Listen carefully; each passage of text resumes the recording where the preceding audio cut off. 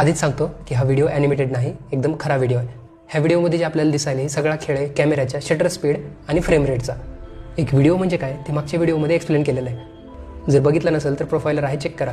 एका सेकंदात घेतलेले फोटो त्या व्हिडिओचा FPS असते, फ्रेम्स पर सेकंड। आता त्या व्हिडिओमध्ये नेमकं काय चालू होतं ते बघू आपण। समजा एक एक्झाम्पल घेऊ, आपण रेकॉर्ड करतोय 24 FPS कॅमेऱ्याने आणि समजा त्या ब्लेडची रोटेशनची स्पीड सुद्धा 24 रोटेशन्स पर सेकंड आहे।